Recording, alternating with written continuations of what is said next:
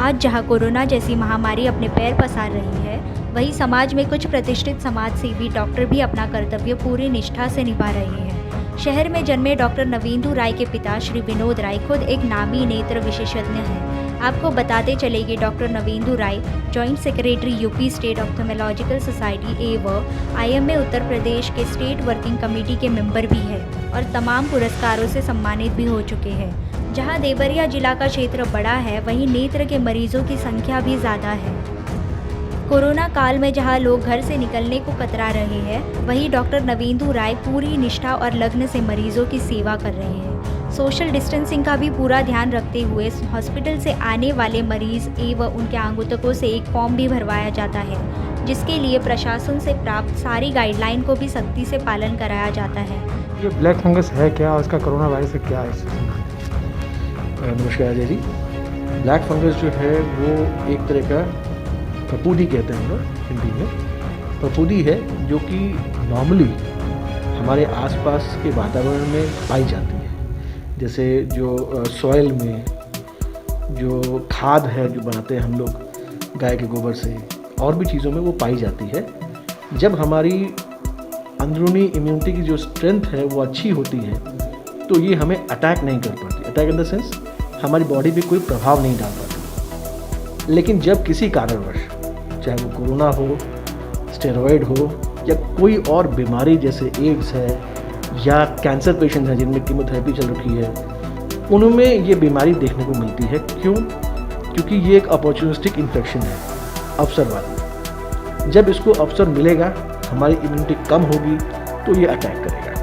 अच्छा, इसके एंट्री का जो लेवल होता है वो होता है अमूमन हमारी नाक के थ्रू। इसीलिए सबसे पहले जो पैरानेजल साइनसेस होते हैं, जो नाक के आसपास हमारे नेजल एयर पॉकेट्स होती हैं, उन साइनसेस में ये अटैक करती है, वहाँ ग्रो करती है और उसके बाद जो ब्लड वेसल्स हैं उसको ये इन्वेड करती है, मतलब उनमें घुस जाती है और ब्लॉक करती है। जब ये ब्लॉक करती है तो जो उस ब्लड वेसल की सप्लाई वाला एरिया होता है उसमें गैंग्रीन बन जाता है, वो काले रंग का होता है। इसीलिए इस फंगस को ब्लैक फंगस कहा गया। फंगस ब्लैक नहीं है, बट इससे होने वाली जो प्रॉब्लम देखने में मिलती है हमें, क्योंकि वो ब्लैक कलर की है, तो उसको ब्लैक फंगस का नाम दिया गया है। अच्छा, इसमें कोरोना वायरस जो संक्रमित व्यक्ति हैं जो इससे भर जा रहे हैं, तो उस पर ये कितना असर कर रहा है या क्या इसका?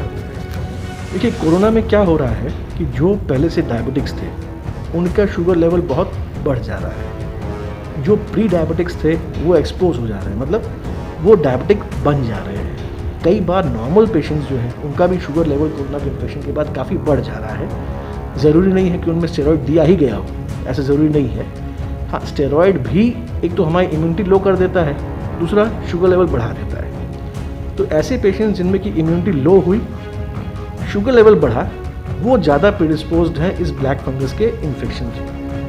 अच्छा, पहले भी पेशेंट्स रहे हैं जिनमें की इम्यूनिटी लो रही है, बट इतनी भारी मात्रा में हम लोगों ने इस फंगस के पेशेंट्स नहीं देखे हैं। कुछ लोगों का ये कहना है कि शायद जो जिंक दिया जा रहा है इसमें, जो कि एक एम्पिरिकल थेरेपी ऑफ कोविड में यूज़ किया जा रहा था, उसका भी एक फैक्टर माना गया है उसको भी इस म्यूकोरमाइकोसिस के केसेस के बढ़ने में। अब उस पर रिसर्च चल रही है, मालूम चलेगा कितना सच है कितना झूठ है।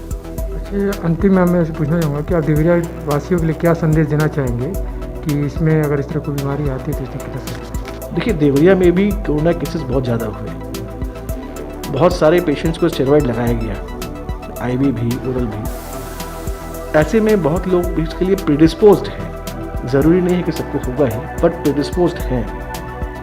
तो ध्यान रखना पड़ेगा। ध्यान किस सेंस में कि अगर आपको लगे कि हमारे नाक जाम हो रही है, नाक के रास्ते लाल या काले रंग का पानी स्राव हो रहा है, ये लगे कि एक तरफ का चेहरा हमारा सुन्न हो रहा है या भारीपन लग रहा है हमें, ये लगे कि हमारी एक आँख की रोशनी कम हो रही है या हमें डबल दिखाई दे रहा है, या एक तरफ का दर्द, अगर ऐसी फाइंडिंग्स मिल रही हैं किसी पेशेंट्स में जो कि कोरोना हो रखा है, उन्हें पहले हुआ था, बाद में उनको स्टेरॉयड भी चला, उनको बाद में अगर इस तरह की अगर परेशानियाँ आ रही हैं तो उनको अपने नज़दीकी ophthalmic surgeon, eye surgeon, ENT surgeon को दिखाना चाहिए, परामर्श ले हम लोग उसको सही समय पे डायग्नोज करके प्रॉपर ट्रीटमेंट के लिए उनको हम लोग आगे बढ़ा सकते हैं। अगर समय पे इसका इलाज किया जाए तो इसमें मतलब पेशेंट को बचाया जा सकता है। लेट हो जाने पे कई बार आँख निकालनी पड़ जा रही है,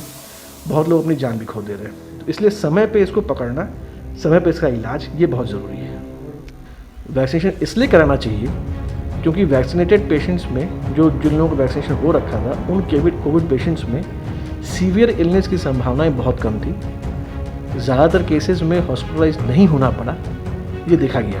ये इसके आंकड़े बहुत हमारे सामने हैं, इस वेव में दिखा दिया कि वैक्सीनेशन का कितना इम्पोर्टेंस है हमारे लिए। अगर सीवियर इलनेस नहीं हो रही है तो जाहिर सी बात है कि आपको स्टेरॉइड नहीं देना पड़ेगा, आपकी इम्यूनिटी स्ट्रांग रहेगी, तो ज़्यादा चांसेस है कि आप इस फंगस से भी बचे रहेंगे। इसलिए ज़रूर वैक्सीनेशन कराइए, जब मौका लगे तब जब कराइए।